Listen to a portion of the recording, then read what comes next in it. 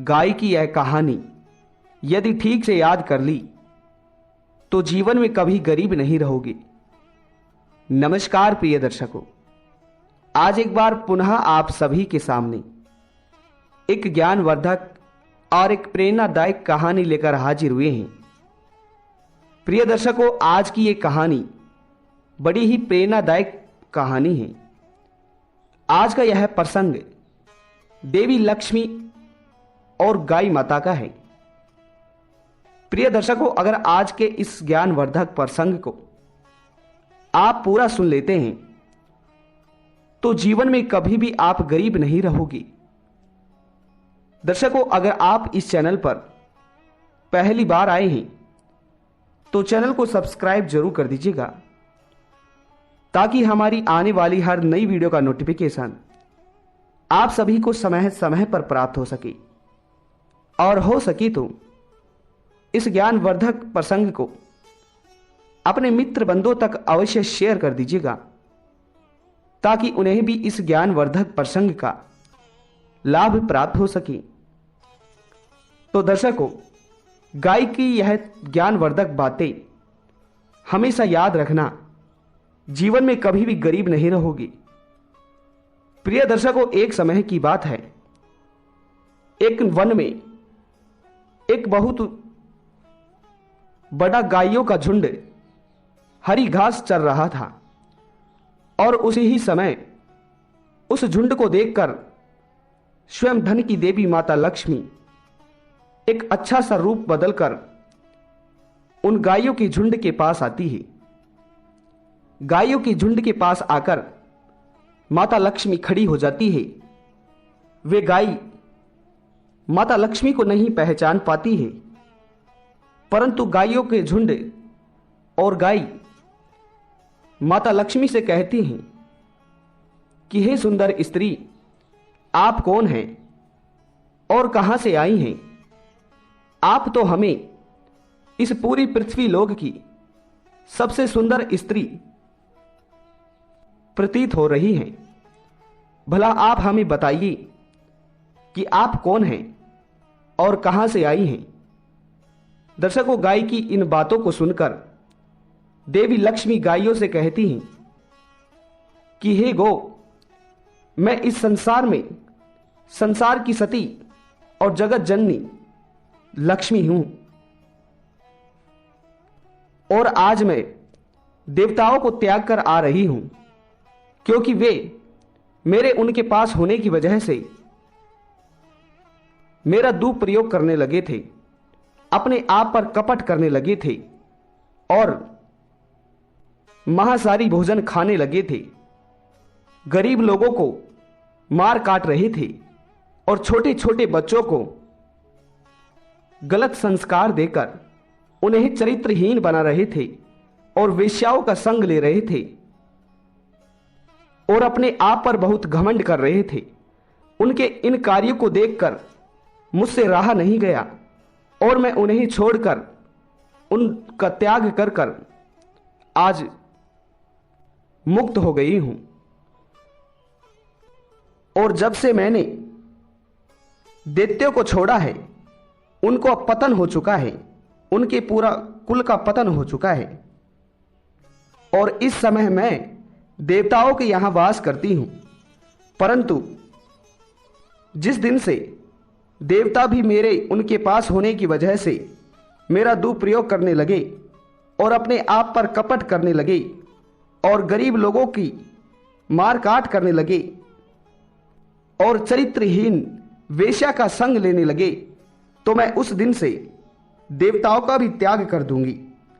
परंतु हे गाइयों, आज मैं तुम्हारे पास आई हूं, और मैं तुम्हारे पास इसलिए आई हूं क्योंकि मुझे तुम्हारे पास शरण चाहिए और मैं तुम्हारे शरीर में वास करना चाहती हूं। प्रिय दर्शकों, जैसे ही माता लक्ष्मी ने गायों की यहां वास करने के लिए कहा तो गाय माता लक्ष्मी की इन बातों को सुनकर माता लक्ष्मी से कहती हैं कि हे देवी लक्ष्मी, हमें आपकी जरूरत नहीं है क्योंकि आप बहुत चंचल हैं, आप एक स्थान पर ज्यादा समय तक नहीं ठहरती हैं, और हम तो आज आपके दर्शन पाकर ही धन्य हो चुके हैं। भला आपके हमारे अंदर प्रवेश करने से हमें क्या लाभ मिलेगा? प्रिय दर्शकों, फिर गाय की इस बात को सुनकर माता लक्ष्मी गाय से कहती है कि हे गायों, अगर मैं तुम्हारे शरीर में प्रवेश कर लूंगी तो इससे मनुष्य जाति के लोग तुम्हारा सम्मान करने लगेंगे, तुम्हारी सेवा करने लगेंगे, और जब लोग तुम्हें प्रश्न कर लेंगे तो तुम्हारे साथ ही मैं प्रश्न हो जाऊंगी, और मेरे तुम्हारे पास होने से तुम्हारा मान सम्मान में बिल्कुल भी फर्क नहीं आएगा। प्रिय दर्शकों, उसके बाद में लक्ष्मी की इन बातों को सुनकर गाय कहती है कि हे देवी लक्ष्मी, खैर हम इस बात को मानते हैं कि जब आप हमारे शरीर में प्रवेश करोगे तो लोग हमारी सेवा करेंगे, हमारा मान सम्मान करेंगे, हमें अपने यहां शरण देंगे। परंतु मान लो जिस दिन आप हमें छोड़कर चले गए तो हम तो कहीं के नहीं रहेंगे। लोग हमें घर में तो दूर, हमें जंगलों में भी नहीं रहने देंगे। हमारे छोटे छोटे बच्चों को ये पापी दुनिया के लोग काट काट कर खा जाएंगे, और जिस दिन आप हमें छोड़कर जाओगे तो भला उस दिन हमारा साथ कौन देगा? इसलिए हे देवी लक्ष्मी, हम आपको हमारे शरीर के अंदर शरण नहीं दे सकते हैं, और हमें आपकी कदापि जरूरत नहीं है,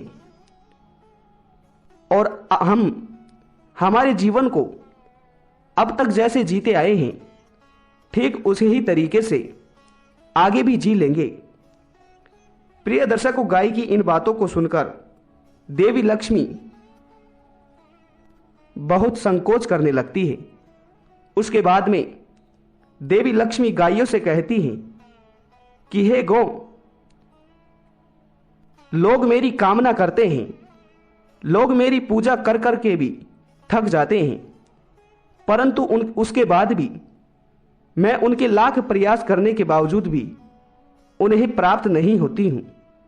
परंतु आज मैं स्वयं चलकर तुम्हारे पास आई हूं और तुम मेरा अनादर कर रही हो। आखिर तुम मेरा इस तरह अपमान क्यों कर रही हो? दर्शकों, उसके बाद में वह गाय माता लक्ष्मी से कहती हैं कि हे देवी लक्ष्मी, हम ना ही तो आपका अनादर कर रहे हैं और ना ही हम आपका अपमान कर रहे हैं। हम तो केवल आपका त्याग कर रहे हैं, क्योंकि आपका त्याग ही हमारे लिए जीवन दान है। क्योंकि अगर आप आज हमारे अंदर प्रवेश कर लोगे और कल को हमें छोड़कर चले जाओगे तो हमारा तो कुल का ही नाश हो जाएगा। इसलिए आप हमें क्षमा करें। दर्शकों, फिर देवी लक्ष्मी गाय माता से कहती हैं कि हे देवी, आज मैं तुम्हारे पास स्वयं चलकर आई हूं। अगर तुमने आज मुझे अपने आप के अंदर शरण नहीं दी तो लोग मेरा निरादर करने लगेंगे, कोई मुझे कहीं भी स्थान नहीं देगा। अगर आज तुम मुझे अपने शरीर के अंदर स्थान दे देते हो तो लोग मेरा सम्मान करने लगेंगे। प्रिय दर्शकों, उसके बाद में देवी लक्ष्मी की इन बातों को सुनकर गाय देवी लक्ष्मी से कहती है कि हे देवी लक्ष्मी, अगर ऐसी बात है तो ठीक है, तुम हमारे शरीर के अंदर आज से ही प्रवेश कर सकती हो, परंतु हमारी एक शर्त है कि जिस दिन तुम हमारे इस शरीर को त्याग कर हमें त्याग कर जाओगे, उस दिन के बाद भी और उस दिन से तुम हमारे मूत्र और हमारे गोबर में वास करोगी।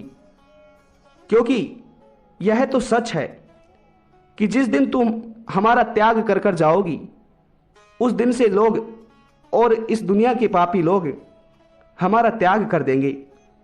परंतु जिस समय लोग हमारा त्याग कर देंगे तो उसके बावजूद भी लोग हमारा सम्मान करेंगे, क्योंकि हमारे मूत्र और हमारे गोबर से लोग आर्थिक लाभ को प्राप्त करेंगे। इसलिए जिस दिन आप हमें छोड़कर जाओगे तो उस दिन के बाद से तुम हमारे गोबर और हमारे मूत्र में वास करोगी। प्रिय दर्शकों, उसके बाद में गाय की इस शर्त को देवी लक्ष्मी मान लेती है और दर्शकों इसी ही कारण गाय के मूत्र और गोबर को बहुत ही पवित्र माना जाता है और गाय का जो गोबर होता है वो धनदेही माना जाता है। और जिस घर में गाय की सेवा होती है, जिस घर में गाय की पूजा होती है, उस घर में कभी भी धन की कमी नहीं होती है और वह घर सौभाग्य को प्राप्त होता है। तो प्रिय दर्शकों, यह ज्ञानवर्धक प्रसंग आप सभी को कैसा लगा कमेंट बॉक्स में जरूर बताइएगा। अगर हो सके तो इस चैनल को सब्सक्राइब जरूर कीजिएगा और बेल आइकन को प्रेस जरूर कीजिएगा। मिलते हैं अगली वीडियो में, तब तक अपना ख्याल रखिएगा।